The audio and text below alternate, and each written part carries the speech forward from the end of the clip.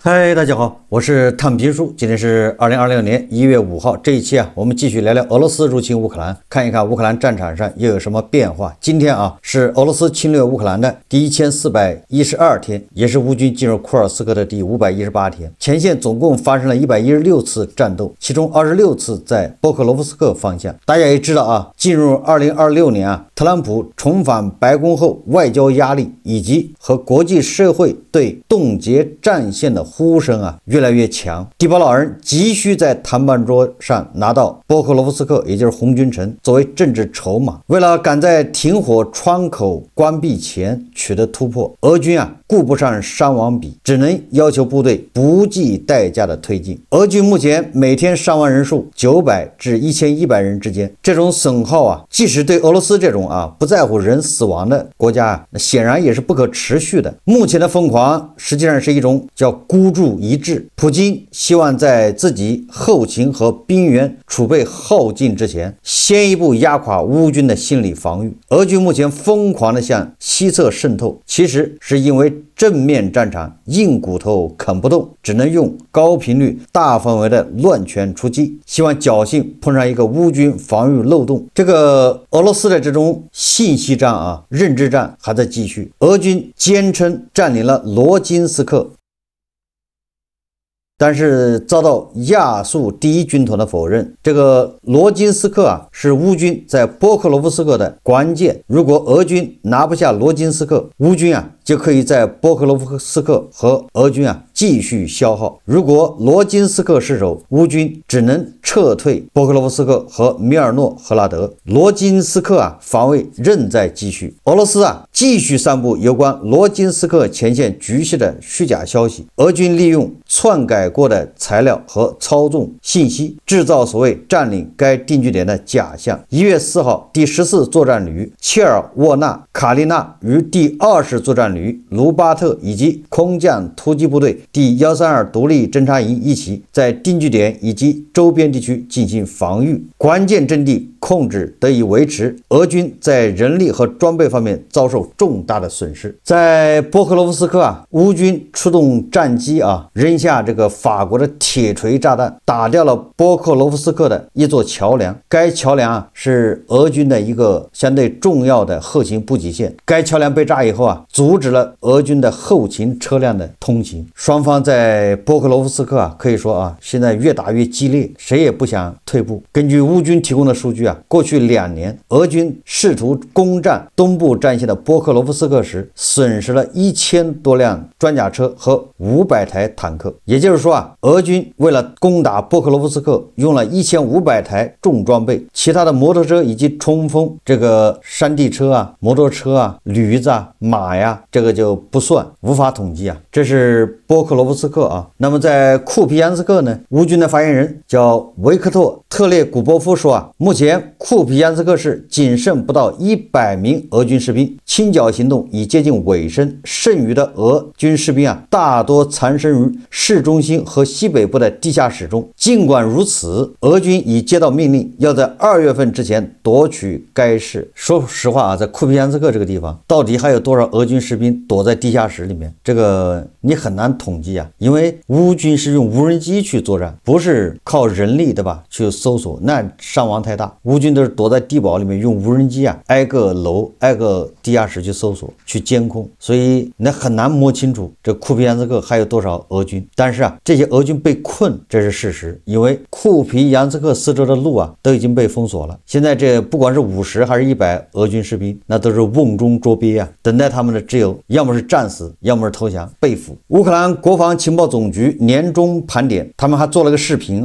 把2025年摧毁的俄军雷达、防空和舰船之类的高价值目标全部展示出来。这个是整个2025年乌克兰国防情报总局的一个成绩单KPI。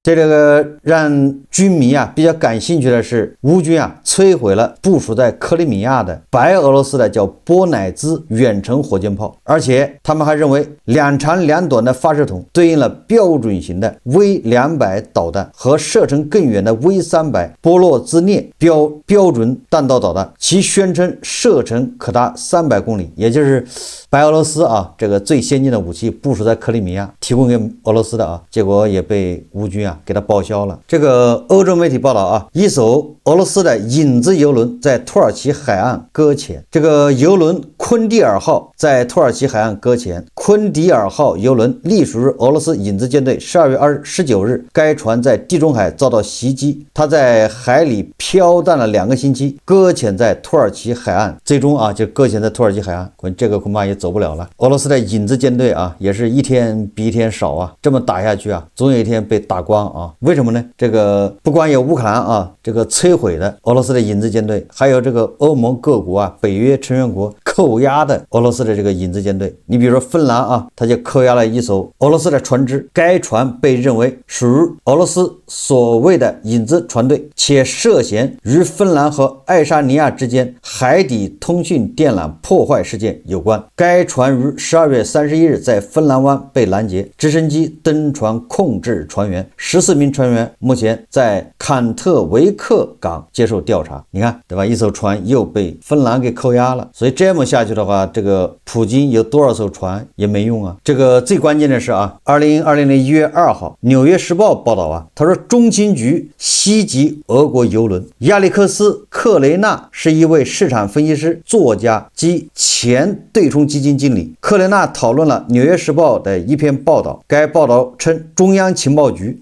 你要知道啊，这个中央情报局是在特朗普的批准下一直参与对俄罗斯炼油厂和油轮的袭击，这要么意味着特朗普大幅升级了美国对俄战争中的直接介入，要么这是一场旨在破坏美俄谈判的心理战行动。这个克雷纳呀，他在跟这个叫格伦迪森教授两个人在谈这个中情局的这个活动啊，谈到的，这是纽约时报报道。那这个报道按照这个两位专家的说法，要么就是特朗普啊释放这个烟雾弹，就是你看我支持乌克兰打你们的油轮，那就是给普京施压的这种意思，这是烟雾弹；要么就是真实的，就是特朗普是个笑面虎啊，表面上对普京恭敬有加，背后下手也很狠，对吧？指使这个或者是协助乌克兰啊，不仅攻击他的影子舰队，还轰炸他的这个炼油厂、这个油田、输油管道、码头各种设施。这个美国媒体也有报道，所以到底哪个是真的呢？这个还要进一步观察，都有可能啊。这个乌克兰的火点公司技术总监伊琳娜·杰列赫表示啊，乌克兰每天生产超过200架远程攻击无人机。这个火点公司大家知道吧，就是生产那个什么火烈鸟导弹的，FP1、FP2 就是远程无人机啊，这不是这种 FPV 4选1的那种战场上啊炸小兵的那种无人机，是远程无人机啊。这个火点公司说他们每天生产200架，我觉得这个量就不小了啊，每天200架远程无人机啊。关键是啊，说这个 FP-1、FP-2 无人机单价$5800，比俄罗斯的沙赫德便宜得多。确实啊，这个乌克兰生产的无人机不仅要量大，而且抗干扰能力要强，对吧？也就是精准命中，最主要的要便宜，你只有便宜才可持续啊，量大管饱。所以现在就是各种技术和效率的比拼，对吧？乌克兰生产一架远程无人机，$5800，那你俄罗斯生产沙赫德恐怕要10万美金，那你这么耗下去，你就打不过人家，而且人家打得更准。所以这个啊没有办法，这是叫代差呀。你俄罗斯跟乌克兰，你这个在无人机这块恐怕差1代2代。乌克兰后面是整个的美西方在支持它，各种无人机的部件，各种无人机的这种，对吧？这个供应链是敞开供应，各种技术，对吧，在提供。而俄罗斯呢，你从国外进口，一需要美金，它美金本来就少，第二个你进口渠道非常少，都要通过白手套，通过中亚那些国家，对吧？通过什么格鲁吉亚、乌兹别克斯坦这些国家呢，要扒2层皮啊，转口贸易啊。所以说这个俄罗斯的成本呢，恐怕是难以为继，这就是拼消耗，对吧？你每天往我这儿扔500辆无人机，我每天往你这儿也扔500辆无人机，但是我这比你便宜，而且我打的这个破坏程度更大。打，你这个全部被我拦截了，或者拦截一大半啊，这就是消耗战啊，没有办法，所以就拼看谁效率高，看谁更便宜，看谁的性价比更高。这个泽连斯基说啊，他说英国和法国军队在乌克兰的存在对于未来的安全保障至关重要。在自愿联盟会议后，他强调英国和法国发挥着主导作用，他们的军事存在必须是任何长期框架的一部分。这就是泽连斯基对吧？最近忙的成果啊，跟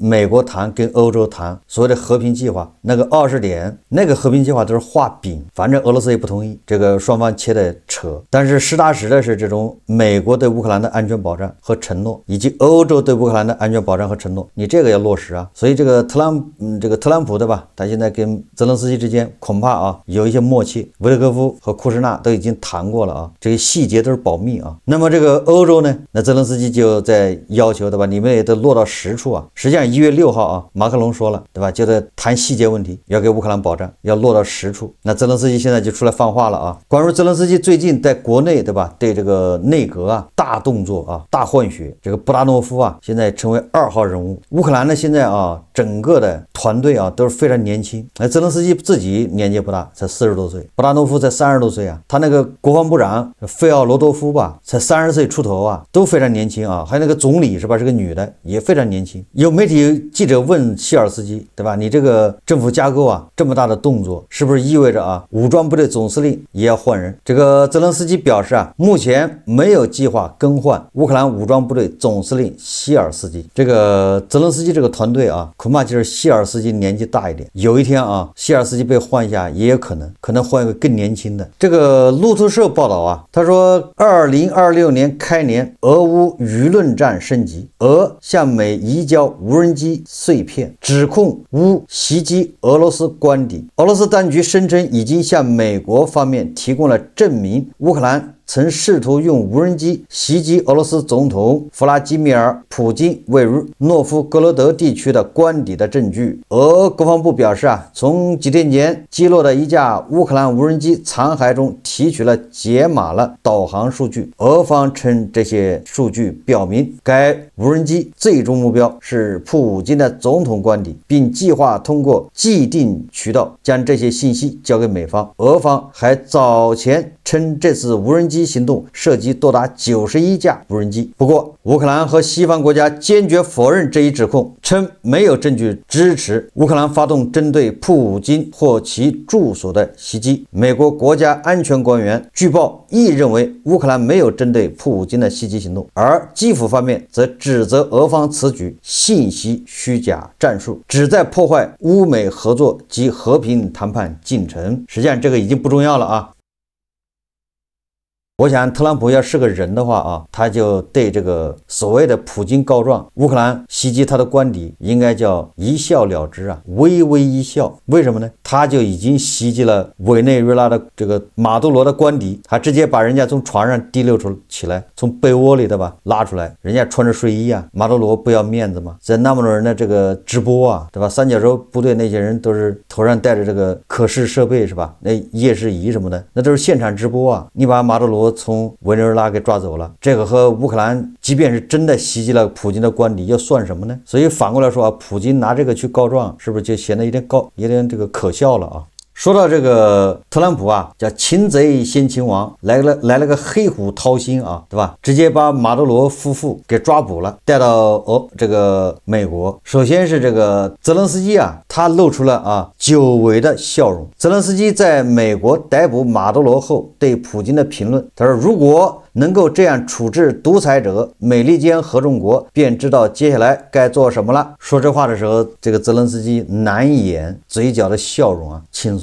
不管怎么说啊，特朗普这个做法是在泽连斯基看来那是独裁者的梦魇。泽连斯基给特朗普点了个赞，竖了个大拇指，说你继续干，对吧？你知道下一步应该干谁。这里就要说到我们对特朗普的评价了。咱们一直说啊，我们这个频道不是川粉，也不是川黑，我们是看特朗普的做做法，对吧？你不要听他怎么说，你要看他怎么做，做的对给他点个赞，做的不对咱们还得骂他啊，就这么简单啊。因为特朗普这个人本身他就不着调，你没有必要去预判他，你很难预判他，对吧？你比如说啊，他派那个轰炸机 B-52是吧，飞10几个小时去轰炸伊朗的核设施，这一次对吧，派三角洲部队去擒获马杜罗，你这些都得给他鼓鼓掌，得叫个好。哎，这是他做到的，对不对？他有很多说的很漂亮，但是没做到的，那也就算了。他还有很多说的很难听的，对吧？还有很多做的也很难听，很丢人的，对吧？叫另当别论。这个联合早报报道啊，说特朗普说啊，我对普京很不满意，他杀的人太多了。特朗普总统星期六就1月3号啊，说他对俄罗斯总统普京就乌克兰战争的态度感到失望，并重申他最初认为结束这场战争很容易。路透社报道啊，特朗普在佛罗里达州海湖庄园举行的新闻发布会上对记者说啊，我对普京很不满意，他杀的人太多了。这个我想大家恐怕都看过视频了啊。此次新闻发布会主要关于美国在委内瑞拉的军事行动以及抓捕总统马杜罗的行动。特朗普说啊，本周与乌克兰总统泽连斯基在海湖庄园会晤前不久，他与普京通了2个多小时的电话，但两人并未讨论马杜罗问题。我们从未谈论马杜罗。俄罗斯外交部星期六说啊，对有关马杜罗及其妻子在美国侵略性行动下被驱逐出境的报道表示极其关切，并呼吁立即释放2人。美国国务卿卢比奥告诉记者，马杜罗曾多次拒绝离开委内瑞拉，一些报道几周前就暗示他可能前往俄罗斯或其盟友国家。特朗普起初对俄罗斯指控乌克兰无人机袭击普京住所表示同情，但后来他似乎更加怀疑，并转发了一篇《纽约邮报》的社论，指责俄罗斯阻碍乌克兰的和平进程。《华尔街日报》随后报道称，美国国家安全官员发现乌克兰的无人机袭击并未以普京或其住所为目标。特朗普多次对结束俄乌战争缺乏进展表示不满。这个是新加坡联合早报报道的啊，所以又说到这个特朗普整的这个抓捕马杜罗这个行动啊，实际上我认为啊，特朗普抓捕马杜罗是不管他的主观，咱们不要猜了，对吧？这个特朗普的主观意愿是干啥？不管。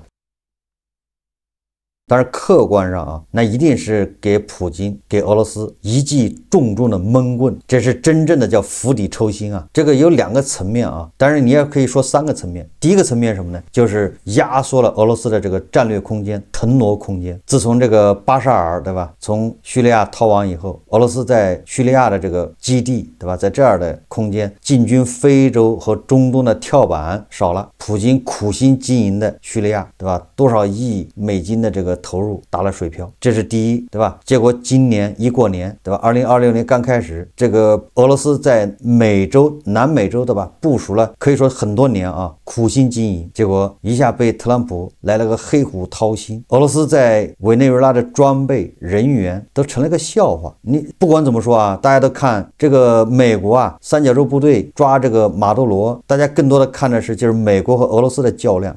因为俄罗斯在那儿有这个瓦格纳帮他训练，当然还有古巴的这个很多秘密警察和这个部队啊在那儿。然后俄罗斯的这个 S-300山毛榉、铠甲这防空系统、俄式装备、毒刺是吧？肩扛式防空系统、肩扛导弹，那都是成了瞎子啊，成了烧火棍。也就是这些俄式装备在美国人的面前，那就成了一个垃圾嘛。这是第一个啊，这对俄罗斯的打击。但是这都不重要，最重要对俄罗斯的打击叫釜底抽薪的就是石油。我不知道大家有没有印象，就是俄罗斯刚侵略乌克兰的时候，2022年大概5、6月份，那时候拜登最担心的就是一旦对俄罗斯进行制裁，能源对吧？俄罗斯的能源，比如说石油、天然气，它不出口，或者你不让它出口，那世界的油价、气价、能源价格就要飙升，那美国就要陷入通胀。当时特朗普是不是就立马去了沙特啊，对吧？希望沙特能提高产量。但是你想，这些人都是做生意的，他们要权衡是提高产量好还是等着涨价好，人家才不管你美国通胀不通胀，你大国有没有石油，这个人家他要从他的利益角度考虑啊。如果是涨价更合适，那他就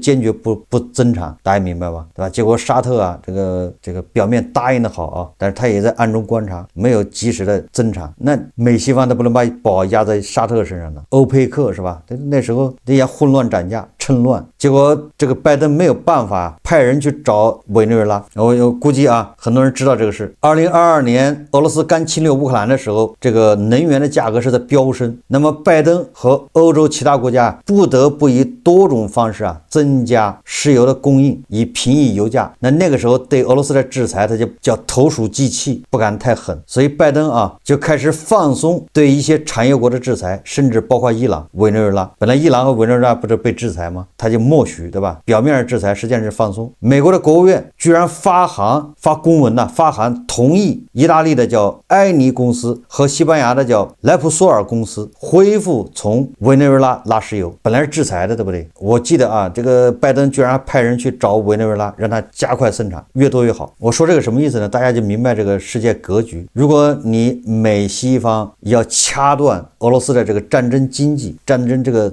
外汇来源，那你就要掐断它的油气，对吧？就是石油和天然气的这个出口。那你要掐断它的石油天然气出口，假设能成功，如果你没有替补的石油和天然气，那么这个石油天然气价格是不是飙升？美国、欧洲根本吃不消，大国也吃不消大国是石油进口国天然气进口国。你看大国你就现在这个价格，河北的农民都烧不起天然气，都冻得不行。你说万一价格再飙升，你还烧得起吗？一线城市的老百姓都不一定烧得起，对吧？所以说这个拜登叫投鼠忌器，没有办法。所以你这么一看的话，特朗普把委内瑞拉搞定了，而且特朗普说了美国的石油公司马上就要进驻委内瑞拉，而且由他们出资恢复委内瑞拉的这石油这些基础设施，他们出钱，马上就大量的开采。你别管他怎么挣，什么意思？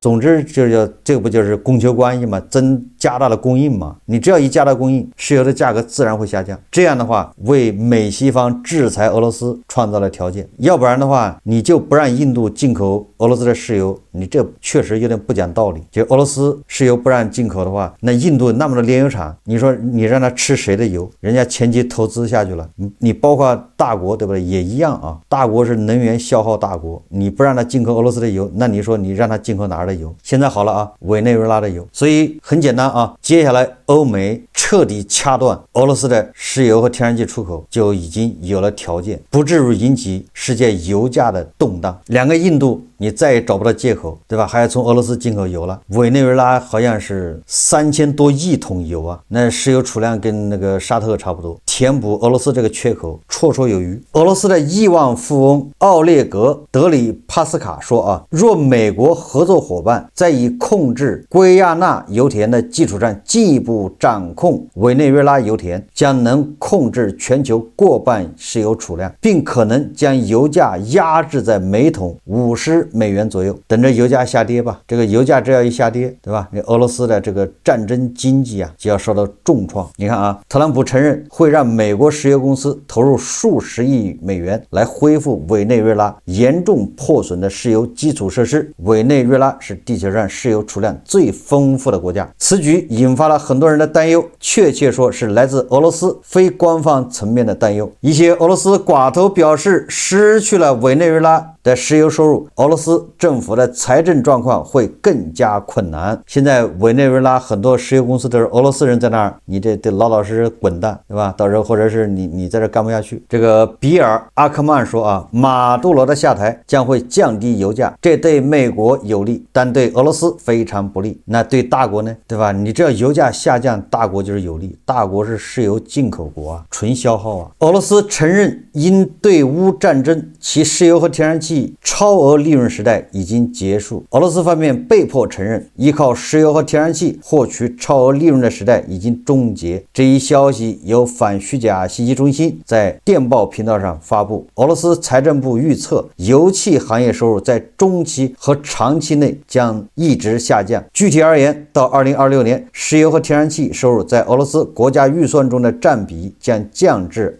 23%，而在2022年之前，这一比例超过50%。俄罗斯的国家预算本身恐怕就在下降，完了之后，它的天然气比例由50%下降到23%，那你说这个下降有多厉害吧？反虚假信息中心指出俄方解释将原因归咎于低成本碳氢化合物储量的枯竭，但真正的核心原因是对乌克兰的战争以及西方制裁，这些因素严重限制了俄罗斯的出口收益。2025年，俄罗斯被迫以接近盈亏平衡甚至亏损的价格出售石油和天然气，犹由于西方市场已经丧失，俄罗斯的能源资源主要转向2个印度，而这2个国家以超过50%的折扣购买。这是乌克兰说的啊，2个印度啊是打5折从俄罗斯购买石油。反虚假信息中心总结称，拒绝结束对乌克兰的战争，克里姆林宫正在亲手摧毁近年来俄罗斯经济的根基。打5折的话，如果你想想啊，如果委内瑞拉正常出口石油，石油价格跌到50美元一桶，打5折那叫25美元一桶，那对俄罗斯来说那是卖的越多亏的越多啊，那真是叫吐血。但是没办法，他还得卖，因为他只能靠石油、石化能源去换美金啊，换外汇，然后用这个外汇再去买他需要的导弹，对吧？炮弹、车床、零部件啊，还有尿不湿、鱼子酱，那玩意卢布都买不来，只能靠外汇。